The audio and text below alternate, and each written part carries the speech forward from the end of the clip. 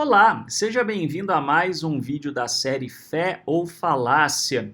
E hoje nós vamos falar sobre talvez aquela que seja a mãe de todas as falácias que aparecem nos debates religiosos e até mesmo no cotidiano. E por isso este se torna talvez o vídeo mais importante da série.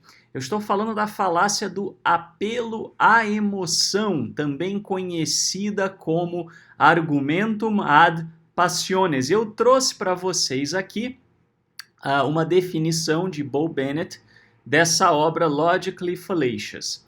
E essa definição diz o seguinte: essa é uma categoria geral de muitas falácias que usam emoção no lugar da razão, de forma a tentar vencer o debate. Esse é um tipo de manipulação usado no lugar de uma razão válida para apoiar a conclusão. Em outras palavras, esse tipo de falácia faz uso de um apelo, como o próprio nome da falácia diz, ao lado emocional. Ele apela a alguma emoção, ele procura provocar uma emoção na pessoa que está participando do debate de alguma maneira, e através dessa emoção ele procura então ganhar o argumento, e não a partir de um argumento lógico, de um argumento razoável. Apela-se para a emoção para conseguir que a pessoa concorde com aquela opinião. E existem várias emoções, por isso até Bo Bennett fala de uma categoria geral, né, porque essa obra divide, na realidade, em várias emoções. Eu trouxe aqui agrupado num vídeo só, mas existem várias emoções que podem ser utilizadas nessa falácia. Eu trouxe alguns dos exemplos mais comuns, mas você provavelmente vai perceber que existem outras emoções que também são utilizadas. Bom, o primeiro exemplo que eu trouxe aqui para vocês é o do apelo à empatia. E eu trouxe aqui para vocês vários cenários onde a falácia do apelo à emoção aparece. Nós não vamos entrar no mérito do debate em si, apenas mostrar para vocês como a falácia pode ser utilizada nesses debates. Lembre-se que às vezes até mesmo aquela pessoa que está usando da falácia pode até estar certa na sua posição. A gente precisa desconsiderar a falácia e ver quais são os argumentos lógicos. O uso de uma falácia indica um mau debatedor, não necessariamente uma posição errada. Um exemplo para vocês, um debate sobre se as pessoas devem ou não dar o dízimo. Eu até tenho vídeo sobre esse tema no meu canal, mas imagina o seguinte, no meio do debate alguém chega e puxa o seguinte argumento: poxa, mas o fulano, né, um determinado líder religioso, se esforça tanto para fazer um bom trabalho, ele não merece receber o dízimo, né? Então está apelando à empatia, né? Está pedindo para você olhar para um caso de uma pessoa e se comover e se compadecer, e aí você concordar que aquela pessoa merece o dízimo. Na realidade, o debate quanto a se o dízimo deve ou não ser dado, né? E de novo, eu tenho vídeo sobre isso no canal, ele independe de se a pessoa se esforçou ou não se esforçou, se ela é merecedora de receber alguma coisa ou não. Você pode, inclusive eu digo isso até nos vídeos sobre o dízimo, né, uma série de vídeos, você pode inclusive chegar à conclusão de que um trabalho religioso ele merece ser sustentado, ele merece um apoio financeiro, nem por isso você precisa concordar necessariamente que o mandamento do dízimo está sendo ou não bem aplicado. Uma coisa, outra coisa, outra coisa.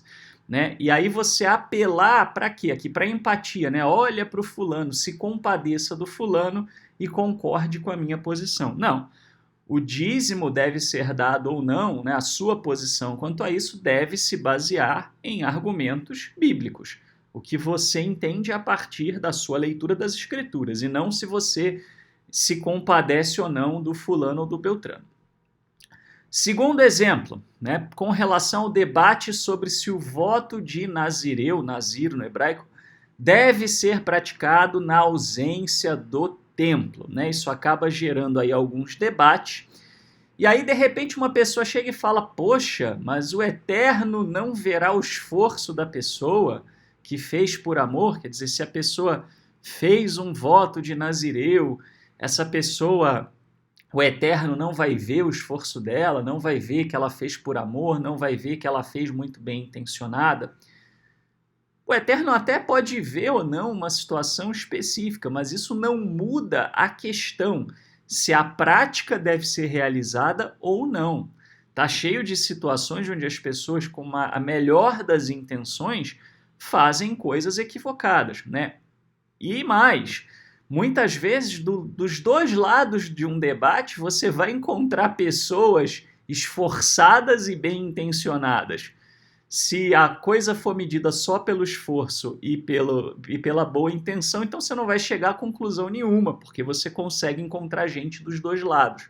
E outra coisa, o Eterno ele pode enxergar, não é verdade, o que uma pessoa faz, a boa intenção de uma pessoa, e nem por isso se posicionar de forma favorável àquela prática, né? Pode entrar na conta da misericórdia, não na conta do acerto, digamos assim. Se nós, seres humanos, somos capazes de perceber isso, de entender essa questão, né? Existe até agravantes e atenuantes nas nossas leis seculares, né? No direito, acerca da intenção da pessoa que cometeu o ato, então quem dirá o Eterno, né? Mas isso não torna o ato correto ou incorreto, né? Então, se você está debatendo o voto de Nazireu, você não está debatendo o fulano e o quanto ele se esforçou. Você pode ter empatia por uma pessoa, independente dela estar certa ou não estar certa, né? Frequentemente a gente pode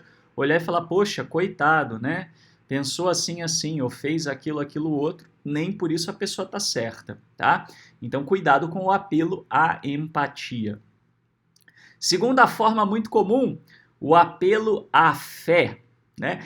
Isso eu presenciei, né? Numa campanha de um apelo por doações, um líder, ele fez o seguinte apelo à emoção. Se você tem fé para dar 2x, e ele ia aumentando o valor, né? Ou diminuindo, acho que ia diminuindo, começava com um valor absurdamente alto e aí ia diminuindo, né? Se você tem fé para dar, 2x. Né? O que é isso? É um apelo à fé, né? Fé aqui não uma fé racional, mas um sentimento de convicção, né? Eu deveria ter colocado fé entre aspas, né? Mas que fique claro o que eu estou dizendo aqui. Tá? É uma tentativa de apelar à fé, mas não a uma fé racional. Isso é uma fé cega, né? Uma crendice. Tá? Então, o que ele está insinuando? Se você tem fé e tem fé para dar, né? Se você tem e não dá, você não tem fé. Né? Então, ele está apelando à emoção, né? Para quê? Para te convencer a fazer uma doação. Ou seja, ele não quer que você doe com base em se você acredita que aquele projeto é importante. Ele quer que você doe porque você está se sentindo mal, porque você não quer ser a pessoa que não tem fé. Todo mundo, né? Ninguém em sã consciência quer ser a pessoa que não tem fé. Né? É uma categoria negativa. Então, a gente não quer pertencer a uma categoria negativa. E aí a gente acaba sendo induzido a fazer uma coisa que talvez a gente não faria se fosse pensar racionalmente, né? Mas não. Mesmo uma doação para um projeto religioso, ela deve ser feita com base em se você acredita ou não no mérito daquele trabalho, né? Deve ser uma decisão racional, né? Muito bem. Outro exemplo de apelo à fé, né? Você tem um debate sobre se uma dada religião é verdadeira. Aí a pessoa vira para você e fala assim, então faz o seguinte, ore e pela fé o Eterno confirmará se isso é verdade. No fundo, o que a pessoa está insinuando? Está insinuando o seguinte, se você for uma pessoa de fé, o Eterno vai confirmar para você que essa religião é verdadeira. Né? Isso daí não tem nenhum fundamento racional, lógico, sólido, né? Baseia-se unicamente no quê? De novo, o meu desejo de ser a pessoa de fé. Eu quero ser aquela pessoa que tem experiência com o Eterno, né? Embora 99% das vezes do que eu vejo por aí, o que as pessoas acham que a experiência com o Eterno não é coisa nenhuma. Experiência, né, com o Eterno a gente pode dizer que é a partir de uma transformação de comportamento, né? A pessoa tem um insight, ela muda a forma dela de ver o mundo, de pensar, né? Você ter uma emoção forte, né? Isso daí não é uma experiência com o Eterno. Você pode até achar que é, mas desculpa, não é. Pode vir acompanhado de uma experiência com o Eterno, vir acompanhado de uma emoção? Pode, mas a emoção não é a experiência com o Eterno, né? As pessoas se emocionam em N situações, né? Se emocionam em casamentos, em concertos, né? Uma pessoa às vezes se emociona na religião A, aí chega à conclusão que não é nada daquilo, vai para a religião B, se emociona igual, né? Então a emoção, ela não é uma confirmação de uma verdade. Tá? Então você não vai ter uma confirmação se aquela fé é verdadeira ou não, esperando um sentimento. Tá? Você deve se pautar o quê? Na lógica. Ah, Felipe, você está dizendo que a gente não deve orar e pedir confirmação ao Eterno? Você pode e deve orar e pedir confirmação ao Eterno, mas busque argumentos lógicos, busque estudo, busque se pautar na razão, não num apelo à emoção. Né? No fundo, como eu disse, todo mundo quer ser a pessoa de fé. Ninguém quer ser aquela pessoa que não tem fé. Né? E esse tipo de argumento, ele se baseia justamente nesse desejo. Né? Eu sou biologicamente condicionado, né, psicologicamente condicionado a querer pertencer ao grupo dos bonzinhos. Né? E aí a pessoa está usando esse meu desejo para me induzir a uma dada situação. Né, que normalmente talvez eu não seria induzido a isso. Terceira forma muito comum, né, apelo à culpa. Né, isso é extremamente comum. Vamos dar um exemplo. Né, imagine que você tem um debate aí sobre se deve misturar carne e leite ou não. Né, aqui já falando um pouco dentro, por exemplo, de um contexto judaico. Né, a gente deve ou não deve misturar carne com leite, aí os devidos argumentos a favor, contra, e aí de repente alguém chega e fala assim, não, o Eterno não nos deu a Torá para darmos um jeitinho, né? Quer dizer, o camarada diz que quem está misturando carne com leite está dando um jeitinho na Torá, né? E aí você se sente mal, você não quer ser aquela pessoa classificada como aquele que dá o jeitinho na Torá. E aí você se sente mal e você se inclina a concordar com aquilo. Não, não é por isso que você deve concordar com o argumento. Você deve concordar com o argumento porque o argumento faz sentido com base no que você entende, com base no que você leu, com base no que você percebeu, com base nas opiniões que você ouviu, o que você considera correto ou não, aí você decide, você toma a sua decisão, né? E não por você se sentir culpado já que o outro te manipulou, tá? Volto a dizer, tá, pessoal? Isso aqui é independente de qual é o seu lado na posição, na questão, tá? Eu já trouxe outros vídeos aqui em que eu mostrei que você consegue usar a falácia dos dois lados de uma situação, né? Então, aqui a discussão é a falácia e não a questão em si, tá? Outro exemplo, num debate sobre ingestão de bebida alcoólica, né? Eu já ouvi isso também, né? A pessoa chega e fala assim, se você se coloca favorável a beber bebida alcoólica, né? A partir da sua leitura das escrituras. Aí alguém vira e fala, você quer uma desculpa, né, para se sentar à roda dos escarnecedores, né? Quer dizer, já transformou uma reunião social onde as pessoas estão bebendo numa roda dos escarnecedores, né? Quer dizer, já é aí, né, já tem até um grave erro de exegese aí com relação ao Salmo, né? Aliás, a pessoa tem que entender o que é escárnio, né? Não é exatamente isso, né? Mas aí a pessoa se sente mal, né? Nossa, né? Eu não quero me sentar à roda dos escarnecedores, né? Até porque se a Bíblia diz bendito aquele que não se senta, né, à roda dos escarnecedores, é óbvio que eu não quero me sentar à roda dos escarnecedores, eu quero ser bendito, né, perante a Bíblia. Tá? E aí você acaba chegando a uma conclusão baseada no seu sentimento de culpa perante aquilo e não baseado no seu, né, nas suas convicções, né, com relação a estar certa a situação ou não, tá? Muito bem.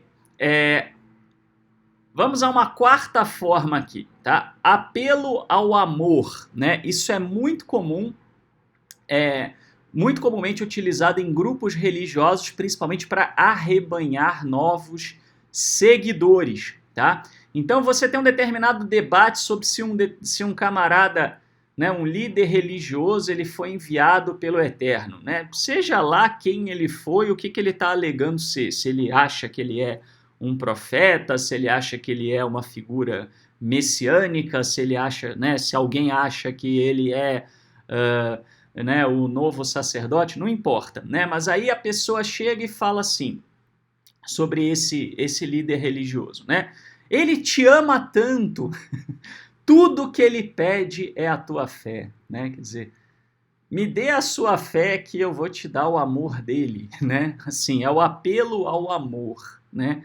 O que acontece? Aí você pega uma pessoa que está carente, que quer ser amada, né, que quer ser cuidada, etc. Essa pessoa, ela absorve, ela abraça isso, né? E isso aqui, esse apelo à emoção, inclusive, ele não precisa ser feito só com palavras, ele pode ser feito até com gestos, né? Então, a pessoa quer te convencer, vai lá, te coloca numa dinâmica de grupo, põe você para abraçar todo mundo, né? Vai lá, fala com você com carinho, né? Chega, você tá bem, tá? Te dá atenção, né? E aí você acaba se convencendo sobre aquilo com base no amor, né? Ora, de novo, né? Você pode ter pessoas amorosas dos dois lados de um debate. Não é a existência ou não do amor, né? Ou uma aparência de amor, porque às vezes é aparência de amor, né? Que vai definir se um determinado líder religioso foi ou não enviado pelo Eterno, se aquele caminho é ou não um bom caminho para você, né? Lógico que ter amor é um componente importante, né, de uma prática de fé? Claro que é, tá? Mas o amor sozinho não define verdade, e esse é o ponto aqui, tá? Um segundo exemplo, num debate sobre se uma comunidade é uma seita, né? De repente você tem uma pessoa que pode estar sendo enredada aí por uma seita religiosa, né? Ou uma pessoa quer conhecer um grupo religioso, né? E aí a outra pessoa diz: venha viver entre nós, você se sentirá bem, verá que somos pessoas de Deus. Aí você vai lá no lugar, você vê as pessoas te tratam bem, tá todo mundo cheirosinho, bem vestido, te abraça, te beija, né? Te faz um cafuné e te chama de fofinho, né? E de repente você se convence que então aquele grupo está seguindo a verdade. Né? Aquele grupo não é de fato uma seita religiosa na concepção mais negativa da palavra. Né? Ora, né? Ou se convence que aquelas pessoas são enviados de Deus. Né? Ora, de novo, a verdade não depende disso, não depende de se você se sente bem ou se você é bem tratado. Você deve procurar um lugar, se você quer um lugar, né, uma comunidade, você deve procurar uma comunidade que te trate bem, lógico, né? Ninguém merece ser maltratado, né? E você está procurando alguma coisa que vai te fazer se sentir melhor, né? E não fazer você sentir o lixo do lixo. Mas isso só não define, né, a verdade, não define se as práticas daquele grupo são saudáveis, não define se aquele grupo é ou não é uma seita, tá? Você deve buscar outras coisas, né? Deve buscar argumentos sólidos, pautados nas escrituras, né? Deve buscar também, por exemplo, no caso aqui, né, de seitas, etc., deve buscar depoimento de quem saiu, veja quem saiu, o que falou, por quê, etc. Né? Então, tudo isso é importante para quê? Para que você possa ter uma posição racional, né? E o apelo à emoção, a pessoa fala, se você estivesse entre nós, você veria que somos pessoas de Deus. Você pode dizer, olha, meu filho, desculpa, o fato de você estar num grupo legal não quer dizer que você seja, né, uma pessoa que esteja andando nos caminhos bíblicos. Tá? O que a Bíblia diz? Né? Tem que trazer de volta para a Bíblia. Né? A base para isso é todo mundo quer ser amado. Né? Nós somos condicionados a abraçar o amor. Se a gente estiver carente, então, né, aí que a coisa realmente pega. tá? Então, mas isso não devemos usar disso, né, como uma justificativa para a gente desligar o nosso filtro da razão, tá? E chegamos à última forma que eu trouxe aqui para vocês, que é uma forma muito comumente utilizada, principalmente quando você começa a questionar um grupo, né, ou a questionar uma determinada doutrina, um determinado ensinamento, né, que é o apelo ao medo. Então vamos imaginar aqui um debate sobre o divórcio, né? Aí uma pessoa vira e fala: não, se liberar o divórcio, as famílias serão totalmente destruídas, né? Tá apelando para o quê? Para o medo, né? Eu não quero que as famílias sejam destruídas. Eu já penso logo na minha família, eu não quero ver a minha família num cenário, né, num cenário de destruição total, né, pós-bomba atômica. Eu não quero isso.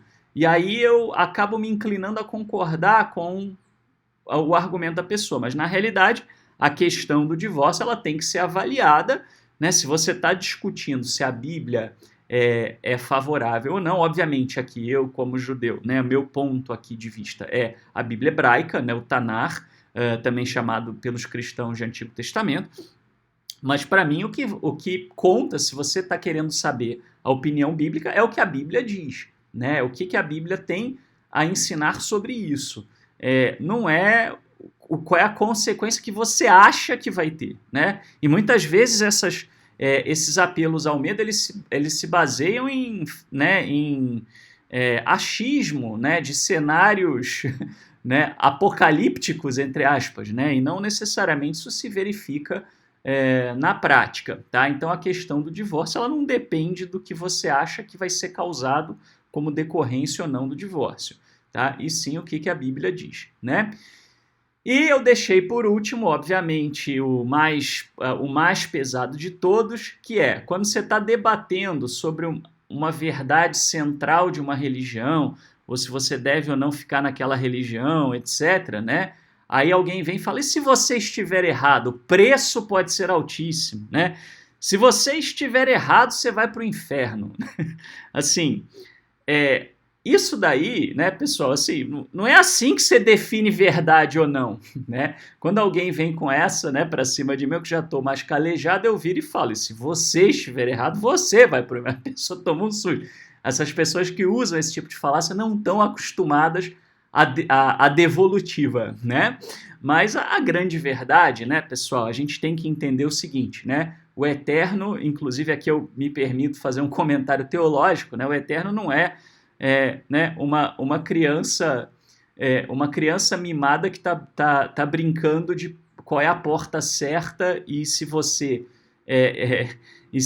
não adivinha a porta certa, né, você cai no buraco, né, cai no abismo. Não, busque a lógica, busque a razão, busque um argumento sólido e bem fundamentado, né? Lembre-se que foi o Eterno que te deu o intelecto. Tá? Não se deixe levar pelo medo, porque o medo é uma arma fortíssima de manipulação. Ele é o mecanismo mais primitivo de controle de comportamento. Por que ele pega tanto? Primeiro, por causa da nossa biologia, né? A gente se desenvolveu biologicamente. Uma das razões pelas quais a gente conseguiu que a espécie se preservasse, né? Foi justamente porque a gente tem medo de situações perigosas, né? Então o medo fez com que a sociedade, a civilização humana evoluísse, né? Se a gente não tivesse medo de nada, todo mundo estava pulando do penhasco e ninguém ninguém tinha sobrevivido para contar a história, né? Então o medo ele é um mecanismo importante, né? Mas a gente tem que tomar cuidado porque às vezes ele é muito manipulado, né? Segundo, porque ele é um mecanismo muito comum de controle, né? Quando uma criança é pequena, o que você faz? Né, com ela. A criança ainda não tem condição de entender um argumento racional do porquê que a criança não deve comer a bala antes de comer o almoço, né? Então, o que você faz? Né, você usa um pouco do medo, né, com a criança, né? Não pode, senão vai ficar de castigo. Não pode, senão acontece isso, acontece aquilo, né? E faz parte. Mas a gente tem que entender, então, que a gente tem um medo muito entranhado em nós, tá? E o medo ele pode ser positivo se ele realmente nos protege. mas usado num argumento religioso, num debate religioso, pode ter certeza, ele é uma ferramenta de manipulação. Tá? A gente deve sempre buscar a razão, a lógica, né? Um bom motivo para a gente fundamentar a nossa posição. Né? Então, o que eu acredito, como eu vejo as coisas, como eu encaro as coisas, não está pautado em ter medo de ir para o inferno, né? Não está pautado em ter medo né, do caos absoluto. Está pautado nas minhas convicções pessoais. Tá? Como é que eu olho, né? E a partir do meu olhar para as escrituras, etc., como é que eu me relaciono com aquilo, o que eu entendo daquilo. E eu me permito, inclusive, né, diante de argumentos melhores, diante de estudos mais elaborados, me permito mudar de opinião. Né? Eu tenho um amigo que diz, eu não tenho compromisso com os meus erros. Né? E que bom. Né? Então, nós estamos em processo de evolução nesse sentido também, do nosso pensamento. Você não pensa hoje igual 10 anos atrás. E provavelmente daqui a 10 anos você não vai pensar igual hoje. Se você pensa igual, tem algum problema, você não evoluiu. Né? Então a gente não pode ter medo, né, de tirar a melhor conclusão que a gente consegue com base nas informações que a gente tem. Tá? Muito cuidado com isso. Muito bem. Por fim, pessoal, né, como é que a gente não cai nessas falácias, né, do argumento Mato Passiones, o apelo à emoção? Bom, eu separei aqui em duas partes. Né? Se você estiver participando de um debate, tá? Que acontece? Você tem que entender o seguinte, que o argumento Mato Passiones, o apelo à emoção, é um tiro de canhão. Tá?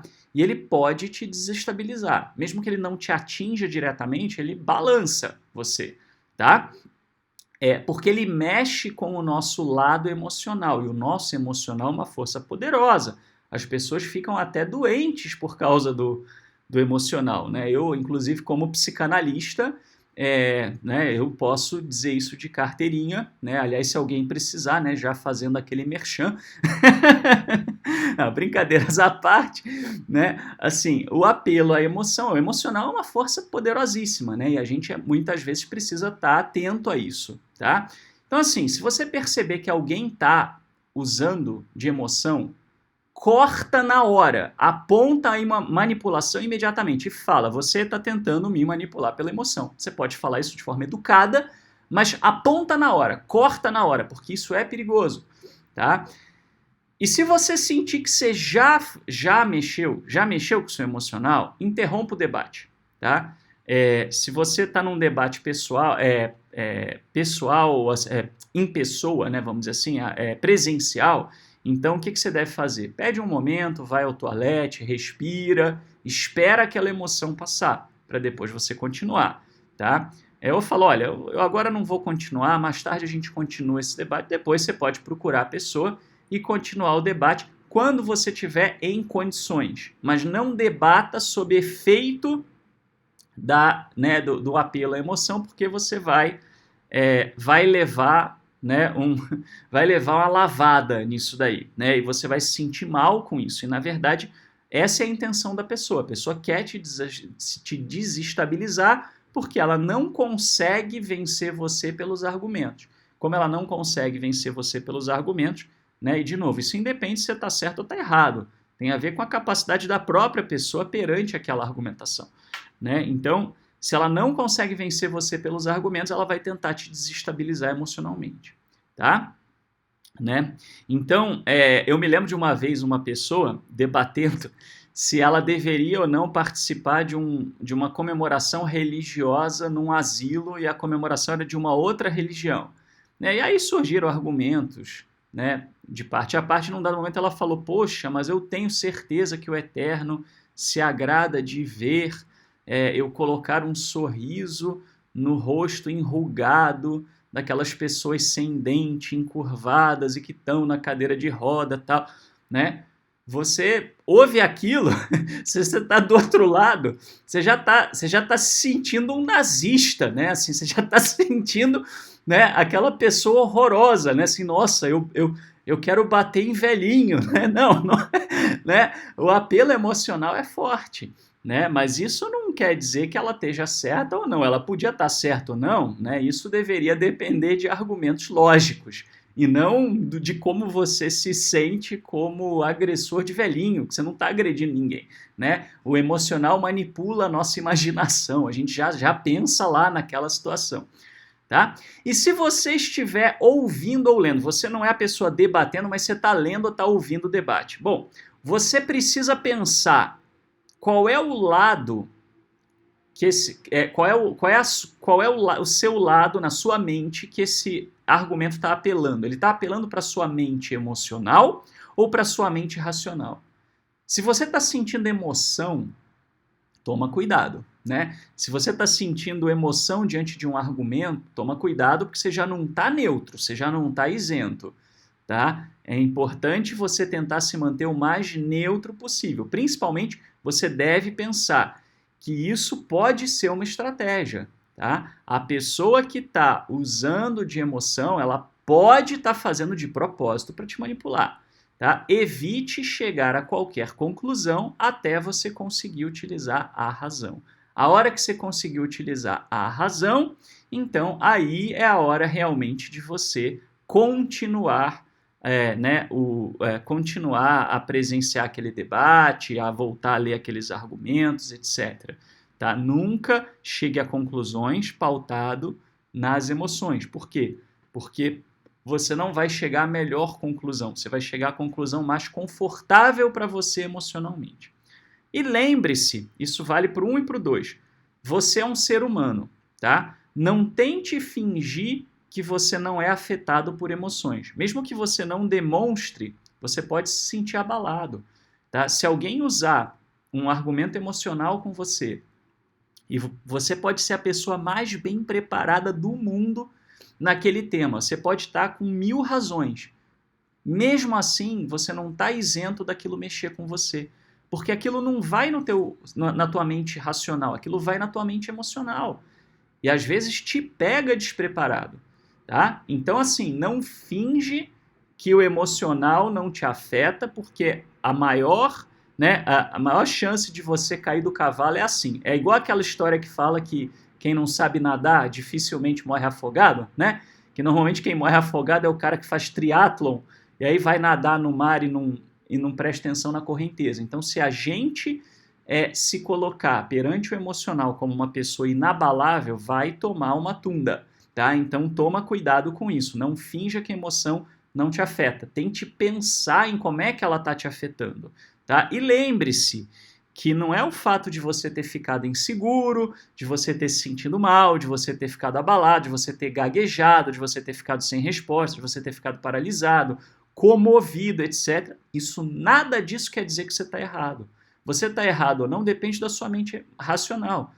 E aquele argumento está mexendo com o teu emocional. Então você tem que esperar passar a onda do emocional. Passou a onda do emocional, aí sim você vai avaliar os teus argumentos. Ok? Espero ter ajudado vocês com mais este vídeo aqui sobre falácias em debates religiosos. Peço também um minutinho da sua atenção para dizer que já está disponível também o nosso curso avançado de monoteísmo no nosso site. Se você quiser saber como é que o monoteísmo conversa com outras áreas de conhecimento, esse curso sai um pouco de olhar só para as escrituras, né? Mas a gente vai falar de história, vai falar de psicologia, vai falar de filosofia, etc. Né? E você quer ver o eterno de uma forma totalmente diferente, né?